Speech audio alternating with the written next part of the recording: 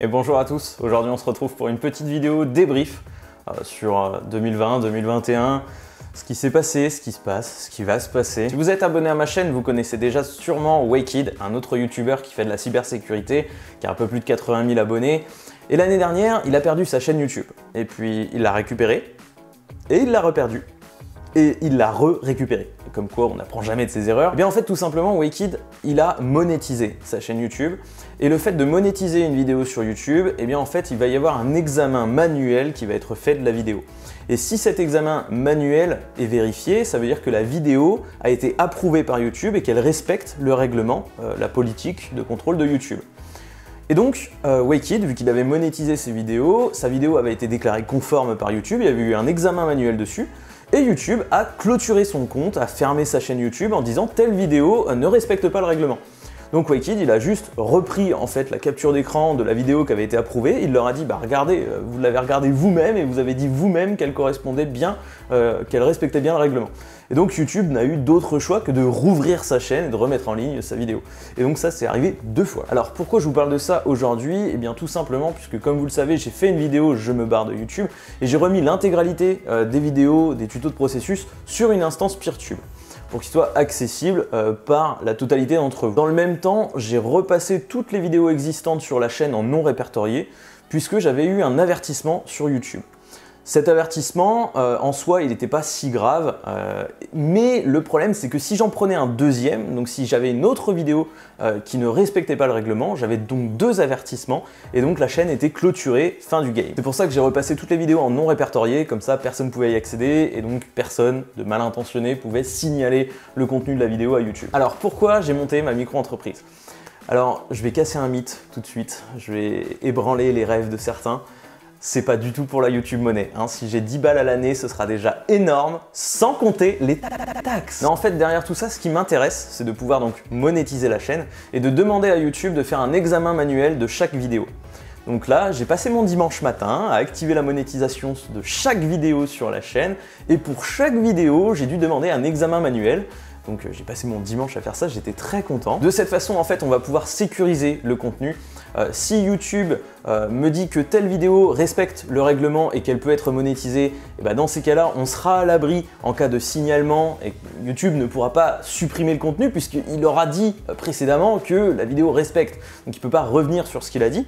Et si la vidéo ne respecte pas, eh bien tout simplement, je la placerai en privé ou je la supprimerai de YouTube et je la mettrai tout simplement sur Peertube. Voilà, je ferai comme je fais actuellement. De cette façon, je pense qu'on pourra ne pas s'empêcher de faire du contenu.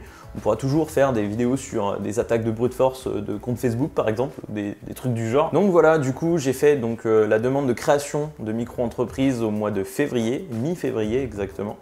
Et j'ai reçu une réponse hier, donc là on est début mai. Que ça a duré quasiment un peu moins de 3 mois. Et aujourd'hui donc, je suis auto-entrepreneur, profession libérale. Donc je reste employé salarié de la société dans laquelle je suis actuellement, et à côté en fait j'ai la micro-entreprise. Pourquoi profession libérale? Tout simplement parce que ça fait partie de la famille de l'audit, conseil, formation, etc. Parce que l'idée que j'avais en créant la micro-entreprise, c'est déjà donc de sécuriser la chaîne YouTube, son contenu, et aussi de proposer à côté des formations individualisées. Je m'explique. Vous avez quelques connaissances en Active Directory et vous voulez vous spécialiser, avoir un peu plus de connaissances là-dedans, etc. Ou sur du réseau, le fonctionnement des VPN, etc. Vous m'envoyez un mail en me disant bah tiens, j'aimerais que tu m'expliques telle chose.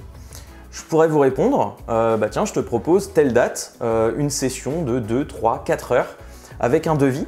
Alors j'ai pas encore étudié les tarifs, je verrai ça par la suite, mais l'idée c'est voilà, de pouvoir avoir une session individualisée dans laquelle il n'y a que vous et moi, et puis on fait un petit lab, on parle de ce qui vous intéresse, de ce que vous voulez étudier.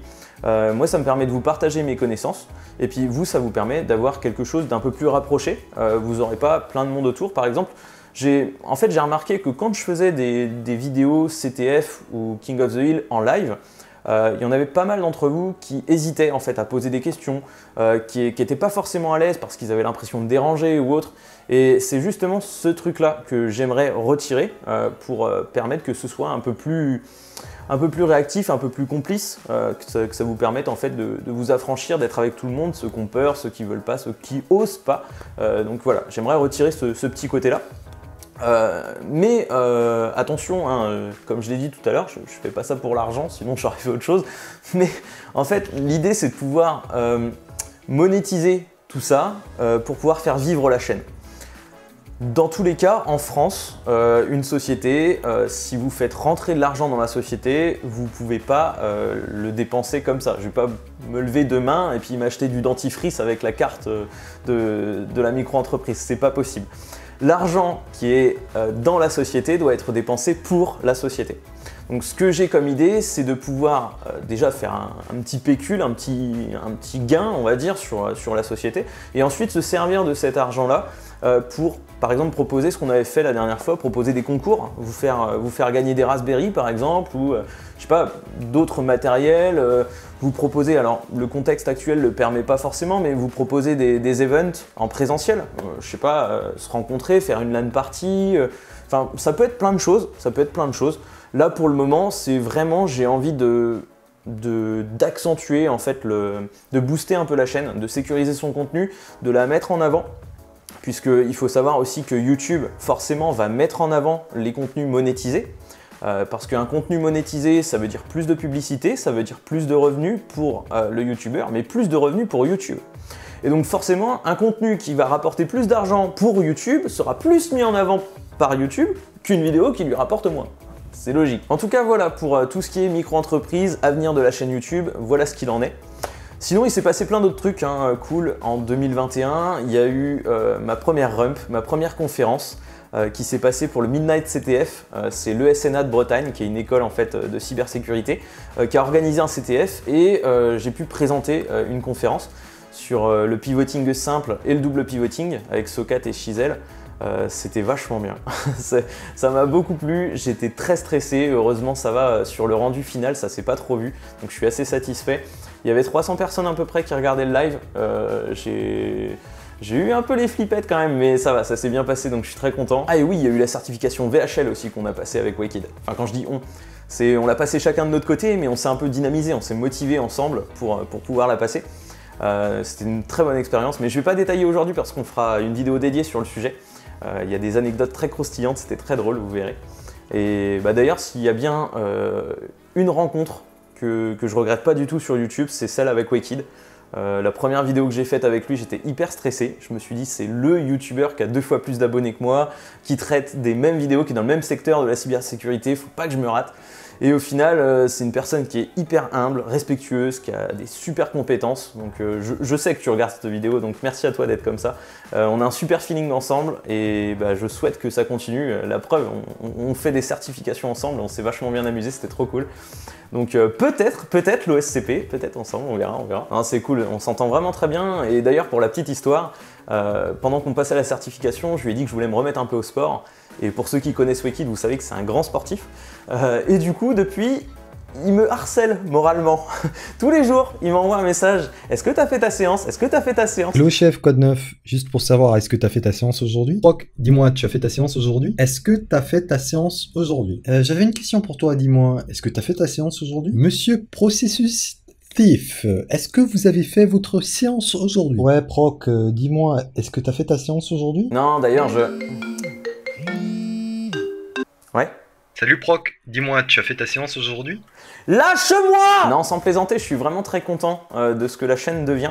En tout cas, voilà ce qu'il en est pour la chaîne, pour ce qu'il y a autour de la chaîne, ce qui va arriver bientôt, ou alors moins tôt. Et pour tout ce qui va être formation individualisée, il faut que dans un premier temps, j'établisse des conditions générales.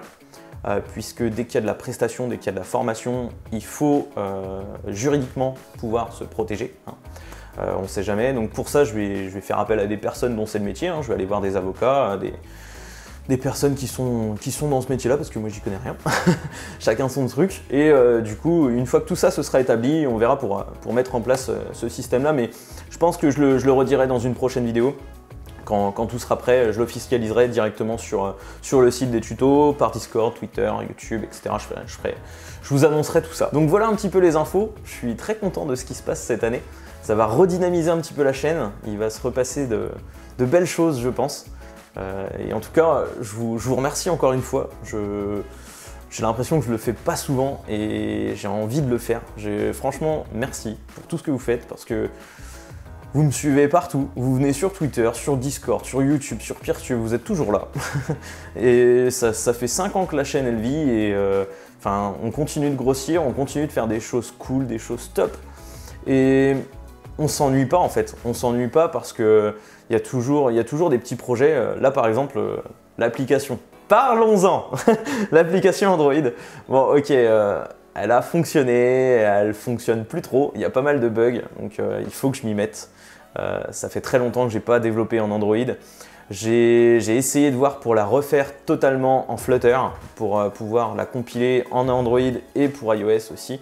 Mais je connais pas le Flutter non plus et c'est tout un SDK à réinstaller, etc. Donc finalement, je vais peut-être remettre les doigts dans le cambouis d'Android, dans tout ce merdier de Java. Et du coup, voir pour... je pense que c'est surtout le service en fait en arrière-plan qui fait planter. Donc je vais voir pour débugger tout ça, mais en tout cas, voilà, on s'ennuie jamais, il y a de belles choses à faire et c'est top quoi, tout simplement. Merci. Je pense que la vidéo va s'arrêter là-dessus parce que franchement c'est vraiment le mot de la fin que j'ai envie de donner à cette vidéo.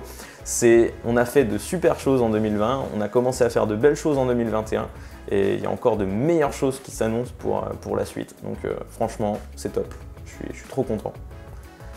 Et ça va être le mot de la fin. Merci.